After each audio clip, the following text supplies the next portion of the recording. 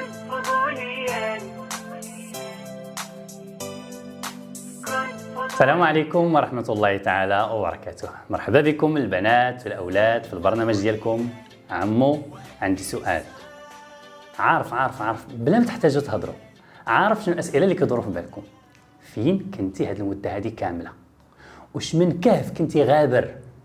يا ودي راه ما كنتش غابر، راه كنت كنوجد لكم شي حاجة زوينة، وهذا البرنامج هذا غادي نكملوا فيه. لكن هذه المرة مع واحد الضيف ديالنا غادي يولي إن شاء الله معنا، اللي هو سي معاذ. أودي مرحبا بك. السلام عليكم. كل سلام بخير معاذ. بخير. كلشي مزيان؟ مزيان. الله يحفظك سي معاذ، مرحبا بك معنا في البرنامج ديال عمو عندي سؤال. الأكيد أن الوليدات والبنات غادي يبغيو بعدا يتعرفوا عليك، نخليك يتعرفوا عليك ونرجع معك. السلام عليكم، سميتي معاذ، عندي 13 عام، كنقرا في السنة الثالثة إعدادي، كيعجبني نلعب كرة ونقرا الكتب. جميل جدا، كيعجبك تلعب الكرة وتقرا الكتب، مزيان. الدراسة كي كتحس براسك غادي فيها؟ مزيان الحمد لله. مزيان. دابا اصلا بان لي راكم قربتوا لشي عطلة واقيلا. العطلة قربات إن شاء الله. دابا كاين كاين الراحة ولا كاين شي شوية ديال المراجعة؟ لا بجوج ما عندي ما الراحة نسى. والمراجعة. مزيان. سي معاذ، انا اللي عارف انك كنتي ما شاء الله عليك غادي في القرآن الكريم، وهذا فين وصلتي؟ أنا القرآن غادي فيه الحمد لله مزيان، وراني كنت بديت مع شي دراري كنحفظوا الأربعين النووية. تبارك الله. لا هادشي ما فراسيش هادشي هذا. مزيان. فين وصلتي دابا في الأربعين النووية؟ كملنا الحديث الأول وصلنا للحديث الثاني، والصراحة خربقوني شوية دوك أركان الإيمان. المهم الحديث الاول ديال انما الاعمال بالنيات مزيان. دابا دخلتي في الحديث الثاني ديال حديث جبريل اللي رواه هذاك الصحابي سميتو عمر بن الخطاب. بالضبط، هو هذاك، تبارك الله عليه. زعما شنو بالضبط اللي خربقوك في اركان الايمان؟ واش زعما الحفاظه ديالهم جات صعيبه ولا ما فهمتيش شي حوايج؟ لا، الحفاظه مزيانه، غير بان بزاف د الحوايج كيجوني على كل ركن من الايمان فيه كيطيحوا عليا بزاف الاسئله فيه.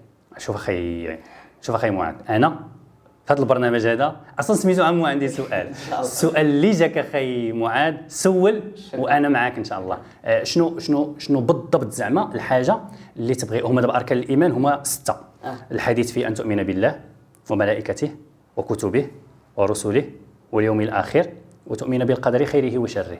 زعما واش تبغي نبدا لك دابا بالحاجه الاولى نشرحها لك، ولا قول لي انت بالضبط شنو؟ بعد قبل من داكشي كنخربقني ان كيفاش زعما سيدنا جبريل حنا كنعرفوا عنده 600 جناح، وداكشي كيفاش انه يقدر يدخل عند النبي صلى الله عليه وسلم. مسكين معاذ، جيتي مخلط من داك الحديث. بعدا غير الوليدات نقول لهم غير هذه القضيه هذه. هذا الحديث اللي كيهضر عليه السي معاذ هذا الحديث الثاني كيتسمى حديث جبريل. كيقول فيه عمر بن الخطاب: بينما نحن جلوس عند رسول الله صلى الله عليه وسلم إذ طلع علينا رجل شديد بياض الثياب شديد سواد الشعر لا يرى عليه أثر السفر ولا يعرفه منا أحد، حتى جلس إلى النبي صلى الله عليه وسلم فأسند ركبتيه إلى ركبتيه ووضع كفيه على فخذيه ثم قال: يا محمد. وبدا كيسولوا في الأسئلة. دابا السي معاذ، دابا انت هذيك القضية ديال أخبرني عن الإيمان مزيان، قلتي لي تخربقتي في أن جبريل كبير وعنده 600 جناح ودخل المسجد. أخي معاذ، دابا جبريل الهيئة الحقيقية ديالو فعلا له 600 جناح، عنده 600 جناح، هو الملائكة كلهم مخلوقات نورانية. لكن هو ملي دخل المسجد ما دخلش ب 600 جناح، والا الناس قال لنا بعدا راه عنده 600 جناح. قالها تبارك الله عليه، قالها لنا النبي عليه الصلاه والسلام، هي جات في حديث، لان هذه من امور الغيب اللي ما يمكنش حنا نعرفوها. النبي صلى الله عليه وسلم هو اللي قال لنا بالله راه عنده 600 جناح، غير هو ما يمكنش يدخل المسجد ب 600 جناح. كلشي غادي يهرب. تخيل معايا دابا انت تشوف شي مخلوق عنده 600 جناح غتهرب. لا، هو دخل في صوره بشريه. عليها عمر بن الخطاب في الحديث شنو كيقول؟ اذ طلع علينا رجل، هو بان لهم في صفه رجل. علاش؟ رفقا بهم، باش ماشي يتخلعوا ولا شي حاجه. وهو كان غالبا يتمثل في صوره دحية الكلبي، هذا واحد من الصحابه كان كيتمثل في الصوره ديالو. فزعما بلا ما تخربق، لان راه ما دخلش ب 600 جناح، دخل في الهيئه ديال رجل عادي جميل جدا. وجبريل راه قوي. المهم نقدو من بعد زعما ان شاء الله نهضروا على الاوصاف ديالو. غير هو جميل الهيئه، قوي ما شاء الله. الله عليك. دابا الركن الثاني اللي هو نخليو زعما الاسئله للملائكه، الركن الثاني اللي هو انتم ملائكته. تبارك الله عليك. دابا هذا بالايمان بالله زعما بزاف الناس كيامنوا بزاف الالهه، وكل واحد كيقول لك هذا هو الاله ديالي. شكون هو زعما الله اللي حنا كنامنوا به؟ تبارك الله عليك. شكون هو الله؟ مزيان. دابا النبي صلى الله عليه وسلم كيقول في الحديث ان تؤمن بالله، وانت سولتي على شكون هو الله. واخا هو ربي عز وجل في القران الكريم كيعرفنا على راسه. كيقول ربي عز وجل ان ربكم الله، الاله ديالكم هو الله، وغادي يقول لنا ربي هو الله. شنو هو؟ ان ربكم الله الذي خلق السماوات والارض في 6 ايام ثم استوى على العرش يغشي الليل النهار يطلبه حثيثا والشمس والقمر والنجوم مسخرات بأمره ألا له الخلق والأمر تبارك الله رب العالمين.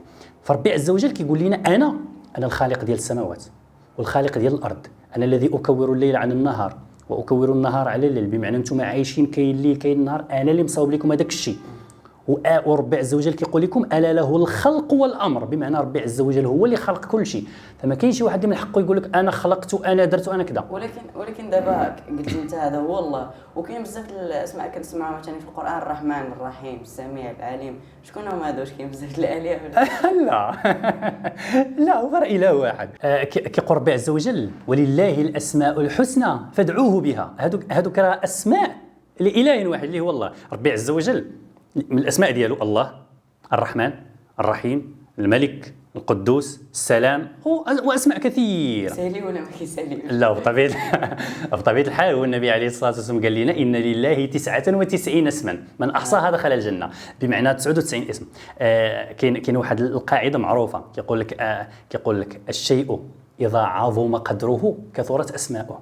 الحاجه ملي كتكون القدر ديالها عظيم وشانها كبير الاسماء ديالها كتكثر. هذاك الشيء علاش الله عز وجل هو هذه الاسماء راه ممكن تدعيه بها. مثلا تقول يا الله، ممكن تقول يا رحمن يا رحيم يا مصور. هذا معنى ولله الاسماء الحسنى فادعوه بها. وكيقول ربي عز وجل قل ادعوا الله او ادعوا الرحمن ايا ما تدعو فله الاسماء الحسنى. بالاسم الله حياتي بالرحمن. لانه هما اسماء لنفس هو اله واحد. فربي عز وجل هو اللي خلق هذا الكون هذا كامل، وهو اللي امرنا باننا نطيعوه نعبدوه.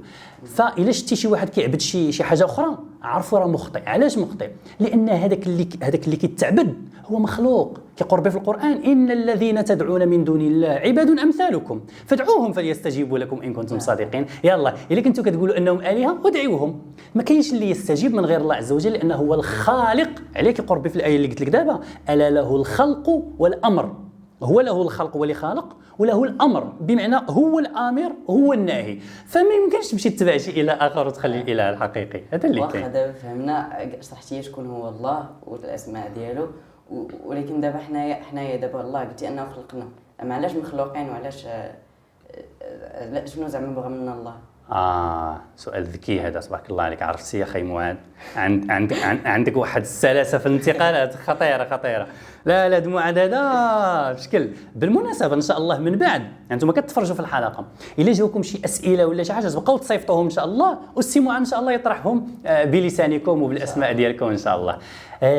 ربي يا خي معاذ خلقنا لعبادته. اول حاجه كيقول ربي وما خلقت الجن والانس الا ليعبدون. خلقنا ربي عز وجل لعمارة الأرض. كيقول ربي عز وجل هو الذي أنشأكم من الأرض واستعمركم فيها. ربي خلقنا باش نكونوا خلفاء في الأرض، لأن ربي قبل ما يخلق آدم شنو قال الملائكة؟ قال الملائكة إني جاعل في الأرض خليفة. فكأن ربي عز وجل خلق لك الأرض باش انت تهلا فيها وانت تعتني بها وتكون انت هو المسؤول عليها. فدابا الأرض راك انت اللي مسؤول عليها، وباش أنك تكون مسؤول عليها ربي عز وجل حط لك قوانين حط لك هما اللي في الدين ديالنا اللي هما حط لك القران. قال لك انت كيفاش تتعامل مع الناس، كيفاش تتعامل مع ربي عز وجل، كيفاش تتعامل مع الملائكه. لدرجه النبي صلى الله عليه وسلم قال لنا كيفاش تتعاملوا مع الجن. هذه نخربقك فيها والله. الا في الدين ديالنا عندنا حتى كيفاش نتعاملوا مع الجن، عندنا كيفاش نتعاملوا مع الحيوانات، وتخيل عندنا كيفاش نتعاملوا مع الجماد، مع النباتات، مع الجبال. عرفتي الشيء الدين ديالنا ما كاينش شي حركه ولا شي سكنه الا عطاك ربي كيفاش انك تمشي بها. الا طبقتيها كما بغى ربي فعلا غتكون خليفه هو هذاك.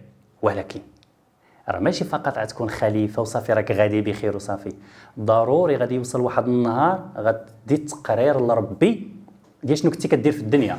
كيفاش تقرير انت كتكتبو وكتدي عند ربي تقول له ها انت يا ربي انا كنكتبو. انت راك انا ما كنكتبو. سي معاذ انت راك كتكتب تقرير غير ما عايقش. غتقول لي كيفاش عاوتاني؟ غتقول لي دابا انا تخلطت مع الحديد ديال جبريل جيتي انت تخلطني. التقرير اللي كتكتبوا دابا انا نشرح لك واحد القضيه. دابا كل واحد فينا عطيه ربي واحد جوج الملائكه رقيب وعتيد. سمعت سمعتي بهم. واحد كيسجل الحسنات واحد كيسجل السيئات.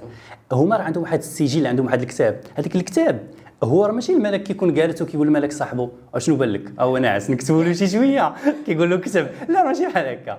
راه هذاك الشيء انت اللي كتقول وداك الشيء اللي كدير هما كيسجلوه. معنى هذا انت جيتي قلتي الحمد لله، الملك كيسجل الحمد لله. انت قلتي شي كلمه خايبه الملك كيسجلها. معنى هذا ان هذاك الشيء اللي كيسجلوه الملائكه راه انت اللي كتفتي عليهم، انت اللي كتملي عليهم.